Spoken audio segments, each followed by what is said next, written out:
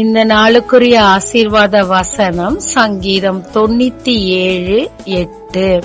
உம்முடைய நியாய தீர்ப்புகளின் நிமித்தம் யூதாவின் குமாரத்திகள் களி கூர்ந்தார்கள். கட்டளை வசனம் 10. கர்த்தரில் அன்பு கூறுகிறவர்களே தீமையை வெறுத்து விடுங்கள். யோசுவாவுக்கு தேவன் அநேக வெற்றிகளை கொடுத்தார். ஆனா ஆயி பட்டணத்தை பிடிக்கும் போது ஒரு தோல்வியை சந்திச்சாங்க. என்னடா விஷயம்னு சொல்லி சீட்டு குடுக்கி போட்டப்ப ஆகான் வஸ்திரங்களை திருடி வச்சிருந்தாரு. அந்த ஆகான அங்கிருந்து எடுத்து போட்டதுக்கு அப்புறம் திரும்ப ஆயி பட்டணத்துக்கு போய் அதை ஜெயிக்கிறாங்க. ஆமாங்க, தீமையும் நன்மையும் ஒண்ணு கலக்க முடியாது. பாலோ எலுமிச்சம்பழமோ ஒண்ணு கலக்க முடியாது. தேவனிடத்துல நான் அன்பு கூர்றேன், கர்த்தரை மிகவும் நேசிக்கிறேன்னு சொல்லிக்கிட்டு சில பாவங்களை நமக்குள்ள வச்சிருந்தா அது நம்முடைய ஆசீர்வாதத்துக்கும் தேவன் நமக்கு செய்ய போகும் நீதிக்கும் தடையா இருக்குங்க.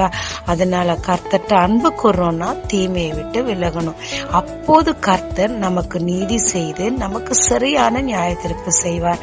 அப்ப நமக்கு அதிக களி கூறுதலும் மகிழ்ச்சியும் கொண்டாட்டமும் உண்டாகுங்க. ஜெபிக்கலாமாங்க. தேவரீர், எனக்கு சீக்கிரத்துல நீதி செய்து என் சத்துருக்களை நீர் அழிக்க போகிறீர்.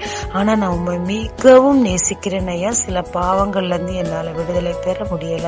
தீமை என்னிலிருந்து விட்டு விலக்க எனக்கு திருவைத்தாரும். இயேசு மூலம் பிதாவே, ஆமென். இயேசு கிறிஸ்துவின் நாமத்தில் இந்த நாளில் உங்களை ஆசீர்வதிக்கும் ஜீசஸ் விஷன்.